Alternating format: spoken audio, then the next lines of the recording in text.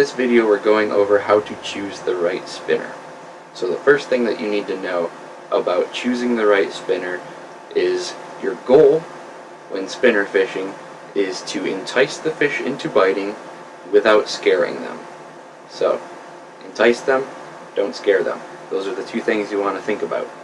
So, there's two main schools of thought on how you choose a spinner. One is to choose the size based on the depth and current that you're fishing, and then match the color of the spinner accordingly. And the other is to kind of think of them all as interrelated and choose the size and or color combination that's going to work best for that situation. So either way, your goal is to entice a fish to bite your lure without scaring them off, and this can vary from species to species and time of year, as well as various other conditions that we're going to talk about coming up. But your goal is to either match the hatch and mimic a food source, or present them with something that's going to make them angry enough to attack it. Regardless of whether you're going after those aggression strikes, or you're mimicking a minnow or a bug or any sort of natural food item, the goal is still to not scare the fish, but make them eat your lure. So whether you're going for those aggression strikes or trying to match the hatch, you need to be aware of water visibility. Water visibility is usually measured in inches to feet, hopefully feet. When you're measuring the water visibility in inches, that would be considered extremely low visibility. When you're measuring the water in terms of several feet, like 6 or more feet of visibility, that would be extreme clear visibility. So most of the time the waters that I fish are kind of in between those, but closer to the lower visibility range.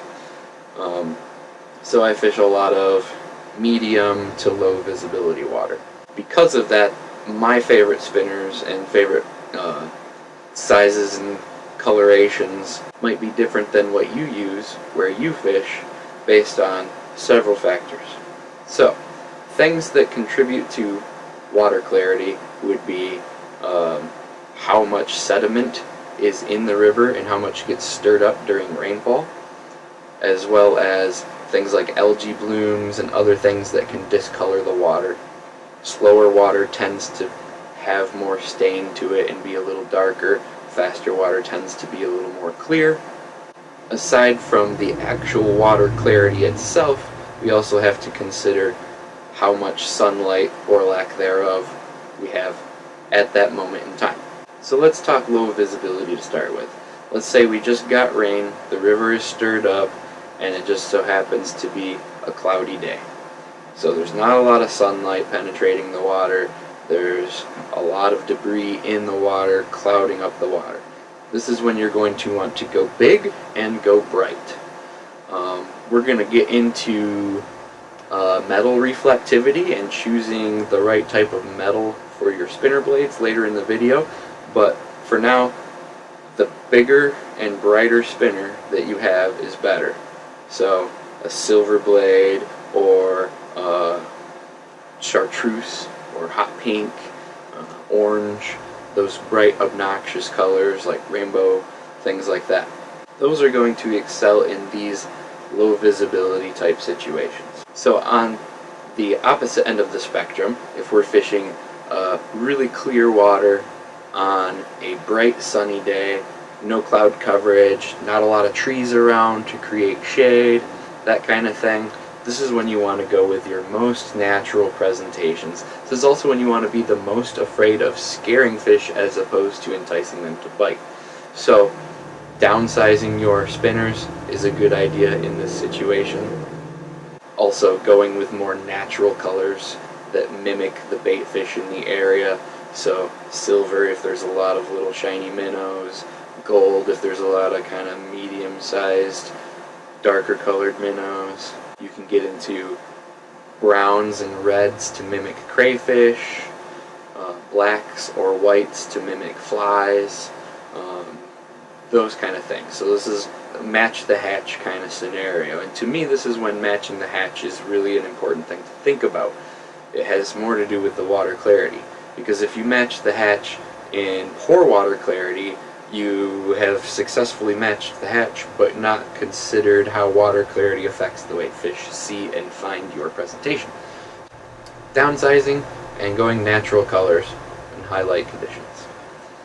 So now imagine we create a Venn diagram of all the possible situations, from extremely cloudy water that's stirred up and has an algae bloom to the clearest of clear water you can find, and we've got stormy cloudy weather on one end and bright sunny day on the other end.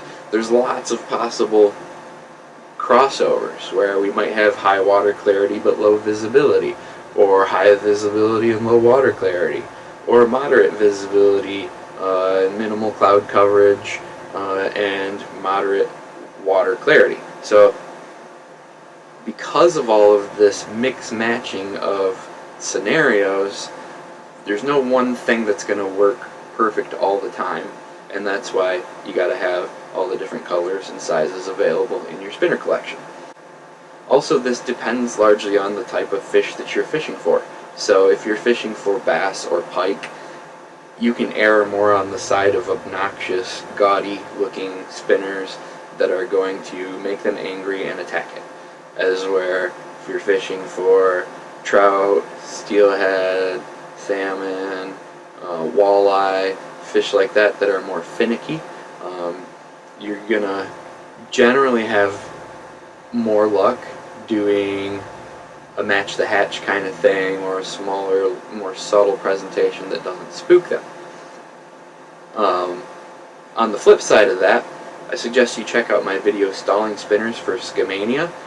In this video, I'm sitting on one steelhead sitting under a log, just chilling, and I tempt it with spinners for like 20 minutes or more, and then finally get it to attack out of aggression on a spinner on a hot day, middle of the day, highly pressured water, people everywhere, spooky fish. So you never know. You might get that aggression strike to be the only thing that works for you, or you might find that every time you try for the aggression strike, it spooks the fish. So you're just trying to find some sort of a combination. Alright, so let's talk about metal reflectivity, and let's start from shiniest, most reflective to least shiny, least reflective. So the shiniest, most reflective choice of metal for spinners is silver. Silver reflects 90% of light that bounces off of it and produces a white flash in the water. That's your clear water stuff right there. Next on the list is gold. Gold reflects about 80% of the light that bounces off of it and produces a slightly more yellow flash. So yellow flash versus white flash, a little less reflective, so maybe it's super clear and you're worried about spooking the fish, so instead of using that silver you want to use gold, just as an example. Okay? Nickel and chrome are other options that fall slightly below gold in terms of light that they reflect, which can be good options for those super clear days where you don't want too much flash. And then below that we have copper. Copper only reflects about 60% of the light that bounces off of it. One of the other advantages to copper is it does tarnish nicely. So over time, those old spinners, whether they're copper or other types of metal that have tarnished over time and become dull looking, don't throw those out, because those are great for these situations where you've got high visibility and you don't want to spook the fish, so you want something that's a little less reflective.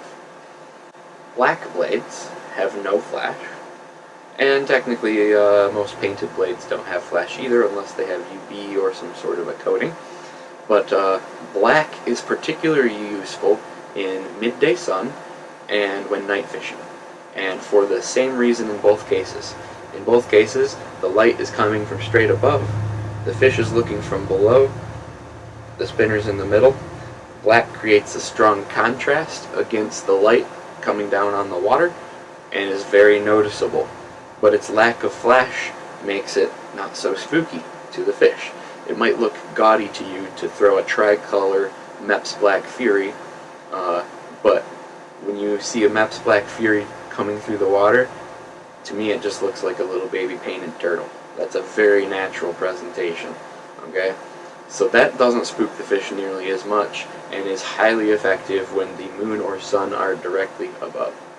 Also, in general, black, white, purple, chartreuse are my favorite night fishing colors. On the topic of choosing the right color, I highly suggest you watch my video, How to Choose the Right Lure Color. In that video I go over everything there is about color that you can want to know. It's more in depth than the things I'm talking about in this video, so I suggest you check that one out for a little more information on this topic. Okay, the other thing is painted blades.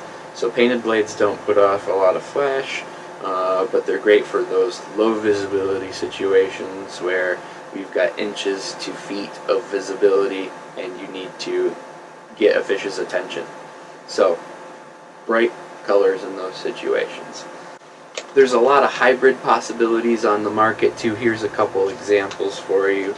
Here we have a red chrome. So this still is going to have some flash because it's a chrome blade, but it is painted red, so that's going to subdue the flash, and red is actually the color that's least visible to fish because of the light spectrum. So this is actually going to be an incredibly subtle presentation with red and black. Here we have a UV Panther Martin. So this is a UV coated blade. So this is actually quite a bit of flash for a painted blade. And it also has a hammered blade, which is supposed to put out, I believe, more flash as well. Another example would be this black chrome blade. So because it's chrome, it's going to have a little more flash than, say, a Mepps Black Fury, but still a very low level amount of flash. So when you want a little bit of flash, but you don't want to spook them, something like that works nicely also. In this case, we have high-vis UV tape on the blade to create a little extra flash. Okay, so this is kind of an oddball. We've got pink for that bright color.